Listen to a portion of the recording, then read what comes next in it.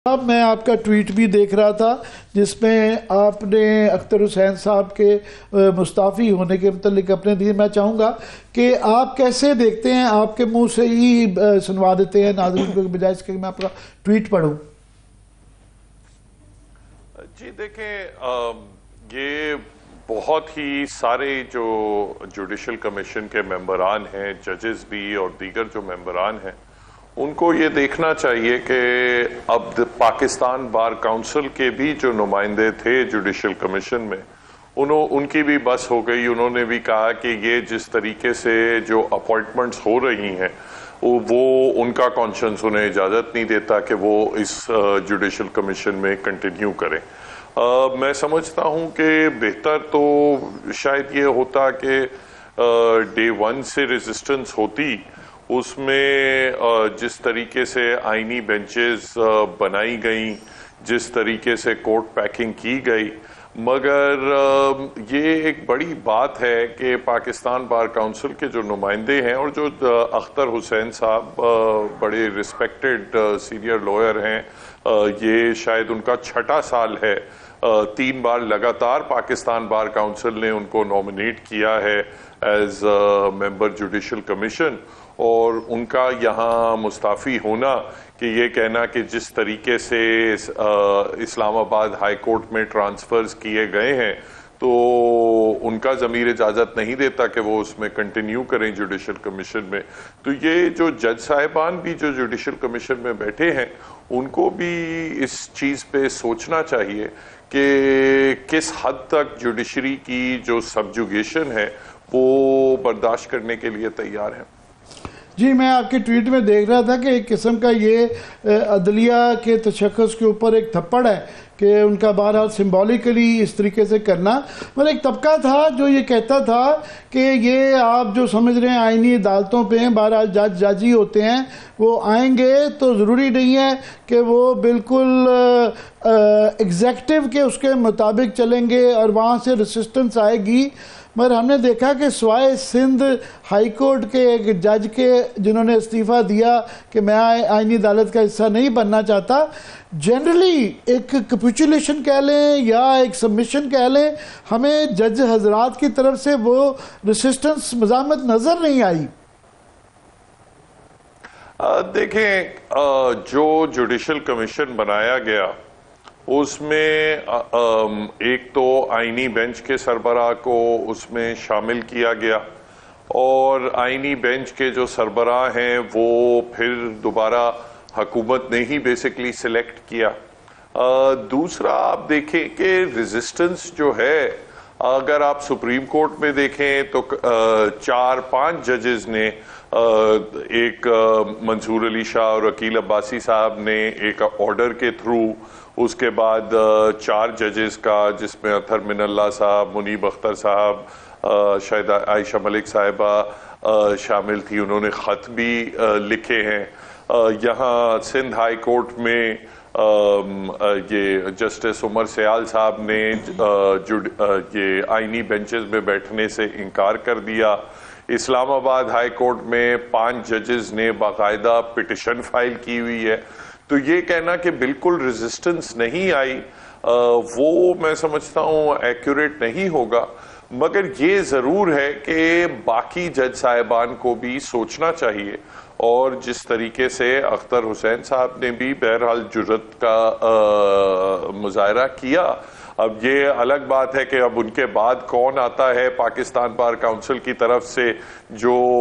बिल्कुल ही हुकूमत की ख्वाहिश पे अगर अंगूठा लगाने के लिए आते हैं। मगर ख़ास तौर पे जज साहिबान को भी जो जुडिशल कमीशन में बैठे हैं उनको भी सोचना चाहिए, और दीगर जो मामलात हैं कि 26वीं तरमीम के पिटिशने जो अभी तक अब 3 से ज़्यादा महीने हो गए हैं, 4था महीना चल रहा है, वो पिटिशन अभी तक चलने का उसका आसपास भी नहीं है। तो इन चीज़ों पे सोचना चाहिए, नहीं तो हम इदारे में बैठे हुए लोग ही इदारे की बर्बादी के जिम्मेदार रहेंगे। जी, मैं बैरिस्टर साहब इसलिए कह रहा था कि मज़ामत नहीं है कि पीसीओ के जब जज लगाए गए थे, खैर वो एक शायद इतनी रेलेवेंस ना भी हो मगर है भी, तो वो शर्मिंदा रहते थे। यहाँ वो शर्मिंदगी या नदामत नज़र नहीं आती जो आप जिक्र कर रहे हैं। 5 जजेस का इस्लामाबाद हाई कोर्ट के जो कि पिटिशन जिन्होंने फाइल की है, वो तो बेचारे विक्टिम हैं, उनके साथ तो ज्यादती हुई है। कई दफ़ा जो उनके ऑब्जर्वेशंस आती हैं वो उससे भी नहीं नज़र आता कि कोई वो डिफेंसिव पे हैं, वो तमगा समझा जा रहा है। सर मैं आमिर साहब, मैं तो उसको स्लाइटली डिफरेंटली देखता हूं। मैं समझता हूं कि जब भी कोई जज जो है वो अपनी एक्शंस जस्टिफाई करे बेंच पे बैठ के, केसेस के दौरान अपना कलमात एक्सचेंज होते हैं, जो रिपोर्ट भी होते हैं, तो जज अगर वहां बैठ के अपनी एक्शंस जस्टिफाई करना शुरू कर दे तो सर्टेनली कुछ वो नदामत महसूस होती है कि उन्हें जस्टिफिकेशन की जरूरत पड़ती है। उसी तरह जब अब चीजें होने लगे कि जजेस जो हैं वो बाकायदा प्रेस कॉन्फ्रेंसेस करें, प्रेस को मद्दू करके खुद press I think that is possibly the first time in Pakistan history के चीफ जस्टिस ने बाकायदा प्रेस कॉन्फ्रेंसेस की हैं, तो उसमें सर्टेनली एक प्रेशर तो है जो वो महसूस करते हैं कि जो कि पब्लिक को जस्टिफाई करने की जरूरत है कि हम क्यों ये कर रहे हैं, क्यों ये नहीं कर रहे। तो मैं समझता हूं ये नहीं है कि उन्हें बिल्कुल एहसास नहीं है।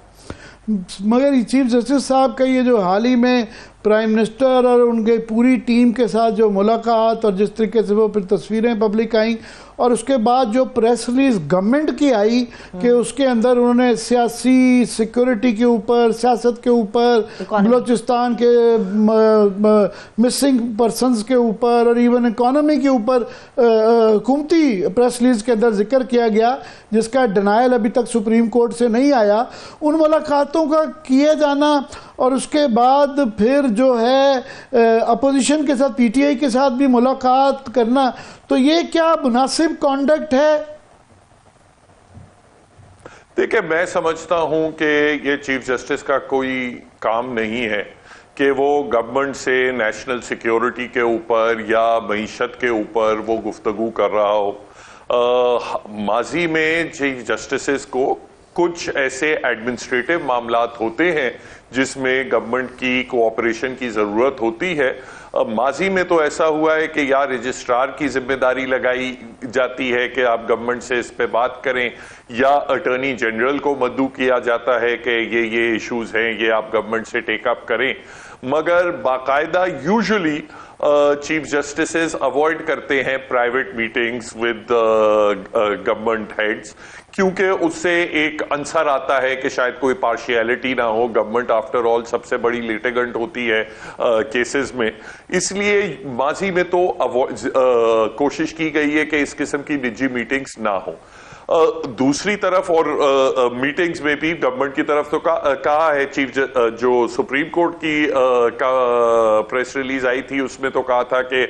जुडिशल पॉलिसी मेकिंग के हवाले से, मगर गवर्नमेंट की जो प्रेस रिलीज आई उसमें तो बाकायदा और भी बहुत सारे सब्जेक्ट्स थे। फिर उसके फौरन बाद ऑपोजिशन लीडरान को भी बुलाया गया। वो भी मैं समझता हूं बिल्कुल गैर मामूली बात थी कि ऑपोजिशन लीडर्स से, जिनके बहुत सारे मुकदमात आपके सामने सुप्रीम कोर्ट में पेंडिंग है, ऑपोजिशन लीडरान से गुफ्तगू की क्या जरूरत थी? अगर तजावीज ही लेनी थी जुडिशल पॉलिसी मेकिंग पे तो आप एक लेटर भिजवा देते रजिस्ट्रार के जरिए, सारे पार्लियामेंटेरियंस को भिजवा देते या अखबार में शाया कर देते कि जिसको भी कोई तजवीज देनी है जुडिशल पॉलिसी के हवाले से वो खत लिख दे। माजी में हुआ है, जुडिशल कमीशन रूल्स वगैरह जब बन रहे थे तो सबसे इनवाइट किया गया। मगर जब आप देखें ऑपोजिशन लीडर से भी बात हुई तो ऑपोजिशन लीडर्स ने कहा कि हमारे साथ जुल्म बड़ा हो रहा है, हुकूमत ये कर रही है, हुकूमत ये कर रही है, हमारे जो पार्टी के बानी हैं उनको जेल में रखा जा रहा है, उनके साथ सलूक नहीं अच्छा किया जा रहा, उनके केसेस सही तरह अटेंड नहीं हो रहे। तो क्या चीफ जस्टिस अब हर लिटिगेंट को बुला के पूछा करेंगे? और भी इतने लाखों लिटिगेंट्स हैं इस मुल्क में, वो सब हर ट्रेड यूनियन को बुला के पूछा जाएगा कि आपको तसल्ली है, केसेस आपके कैसे चल रहे हैं? तो माजरत के साथ ये लगता है कि जो चीफ जस्टिस का काम है कि इंसाफ फराहम करना, वो चूंकि 26वीं तरमीम के बाद अपना साइडलाइन हो चुका है, तो फिर शायद अब इस किस्म की चीजें के आपस में सियासी जमातों में सालसी करवाना वगैरह लगता है शायद तवज्जो उस तरफ चली गई है।